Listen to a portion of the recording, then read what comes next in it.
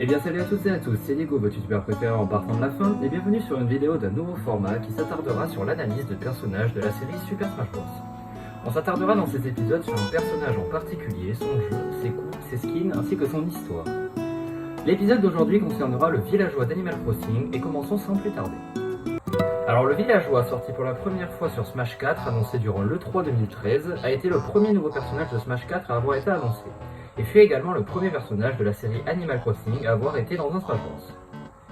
Parlons maintenant du jeu dans lequel se présente ce villageois, car si le principe même d'un villageois est présent sur tous les jeux de la licence Animal Crossing, le villageois de Smash Bros vient lui de l'épisode sorti sur Wii en novembre 2008, Let's Go to the City ou À nous la belle ville en français.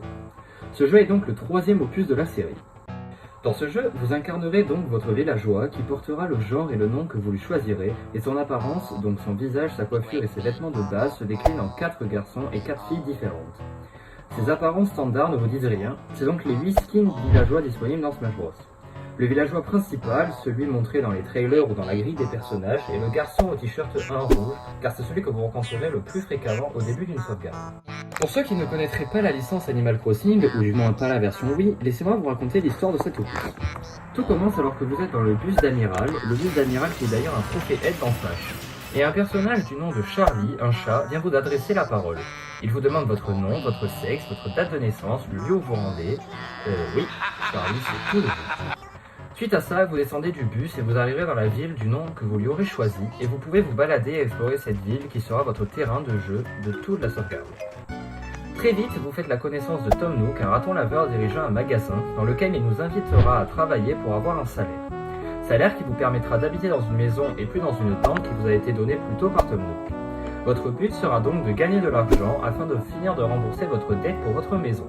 Et pour faire, vous devez travailler chez Tom Nook, récolter des fruits et les revendre, pareil pour les coquillages, les insectes ou les poissons, ou participer même à différents événements comme les tournois de pêche, l'insecto safari et bien d'autres.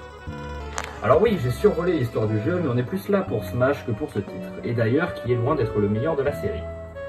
Sans plus attendre, parlons des références de ses attaques, coups et taunt. Pour ses coups, son jab, son up tilt, son neutral air, son forward smash et sa get up attack n'ont pas de référence précise au jeu Animal Crossing. Par contre, le F-Tilt, qui est le parapluie que vous pouvez trouver et acheter dans le magasin des Sœurs des Doigts de Fée. Le Down Tilt, c'est le fait de déraciner une mauvaise herbe dans le jeu pour l'enlever et avoir une ville plus propre. La Dash Attack, où votre villageois court et jette un pot, ça correspond tout simplement à un pot de fleurs achetable dans Animal Crossing qui vous permettra de planter différentes fleurs. Son Forward Air et son Back Air, c'est tout simplement le lance-pierre qui est achetable chez Melimelo, qui vous servira dans le jeu à exploser les ballons et avoir des récompenses qui se situent dans ceux-ci. Le Up Air et le Down Air, ce sont les navets qu'on achète auprès de Porcella et qu'on revend à la fin de la semaine pour gagner de l'argent.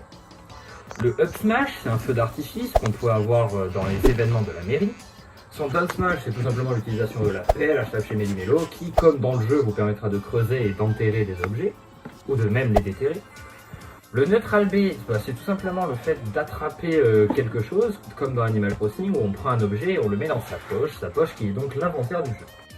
Son Side B, c'est la référence au girouette constructeur qui chevauchera pour attaquer ses adversaires et s'exposer dessus. Son Up B, alors là ce n'est pas une référence à Animal Crossing, mais c'est une référence au jeu Balloon Fight sorti sur NES en 1984. Le villageois utilise le casque ballon des personnages de Balloon Fight que vous contrôlez.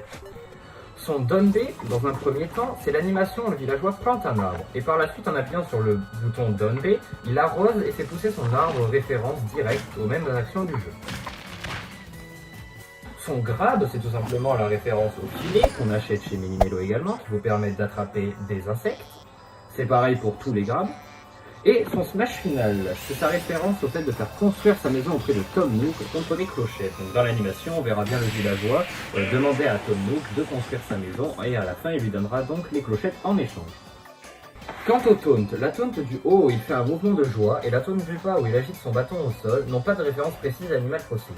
Mais par contre, celle de côté, où votre villageois va faire une petite danse, c'est la danse que fera Cédolo dans le jeu. Pour les écrans de victoire, le villageois en possède 3. Un où il prend une pose qui n'a pas de référence précise à Animal Crossing, si ce n'est que c'est la pose qu'il obtenait sur le graphe de Smash 4. Il possède un écran chargement où il montre un scarabée, qui a une référence directe à un scarabée du jeu, et un où il déterre un fossile et l'exhibe tout simplement. Voilà ce qui conclut ce premier épisode sur l'analyse de personnages Smash. J'espère qu'il vous aura plu. Sur ce, merci d'avoir suivi cette vidéo et à la prochaine.